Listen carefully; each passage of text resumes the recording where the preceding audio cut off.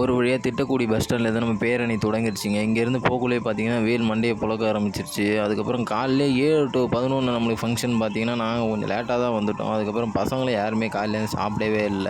இந்த விழிப்புணர்வு பேரணி யார் நடத்துனாங்கன்னு பார்த்தா, நம்ம திட்டக்குடி நகராட்சியில தான் நடத்துனாங்க. இதனோட நோக்கம் எதுனா, நம்ம ஜனநாயக நாட்டில வந்து நம்மளோட வாக்குகள்ங்கிறது நம்ம கடமை வந்துட்டு, அதை வந்துட்டு எந்த ஒரு காரணத்துக்காட்டியும் நம்ம வந்து செலுத்தாம இருக்கக்கூடாது. என் கலைக்குழு சார்பாகவும் நாங்கள் வந்து இதை கேட்டுக் குடுக்குறோம். ஒரு வழியாக நம்மளுக்கு வந்து ப்ரோகிராம் முடிஞ்சிருச்சு. நாங்கள் பஸ் ஸ்டாண்ட் வந்துட்டோம். பஸ் ஸ்டாண்டில வந்துட்டு அடிக்கிற வெயிலுக்கு கொஞ்சம் ஓரமா நிழற்குடில வந்துட்டு உட்காந்துட்டு ஒரு வீடியோ ஒன்று போட்டோம். நம்ம பசங்க எல்லாம் வந்துட்டு மாடு மயில வந்துட்டு நம்ம அரியலூர்லேருந்து வந்திருந்தார் அண்ணன். அவருக்கு ஒரு நன்றி. ஏன்னா நான் சொன்ன நேரத்துக்கு நம்மளுக்கு கரெக்டாக வந்துட்டார். அப்புறம் கட்டக்கல் தேவாவும் கரெக்டாக 7 மணிக்கு காலையிலே வந்துட்டார். இவங்கெல்லாம் வந்தனால தான் நம்ம இந்த நிகழ்ச்சி பண்ண முடிஞ்சுது. அதனால் நம்ம பசங்களுக்கு எல்லாத்துக்கும் இந்த நேரத்தில் வந்துட்டு நம்ம டீம் சார்பாக நான் நன்றியை தெரிவிச்சுக்கிறேன். இங்கேருந்து நம்ம வந்து ஆட்டோ ரெடியாக இருந்தது. ஆட்டோவில் பொருளெல்லாம் ஏற்றிட்டு எல்லாமே அவங்க ஊருக்கு அனுப்பிச்சி விட்டு திரும்பி நாங்கள் ஆட்டோவில் வந்தோம். ஆட்டோவிலே திரும்பி வந்துவிட்டோம். நாங்கள் டூ வீலரில் மட்டும் நான் லோக மாஸ்டர் ஏற்றிட்டு தனியாக வந்தேன்.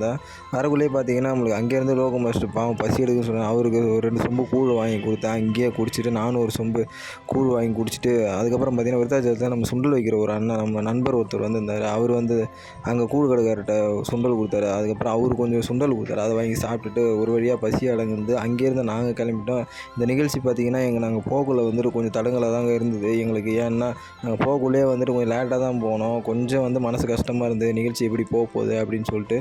ஆனால் நாங்கள் போனதுக்கப்புறமா நிகழ்ச்சி எங்களுக்கு வெற்றிகரமாக முடிஞ்சிச்சு.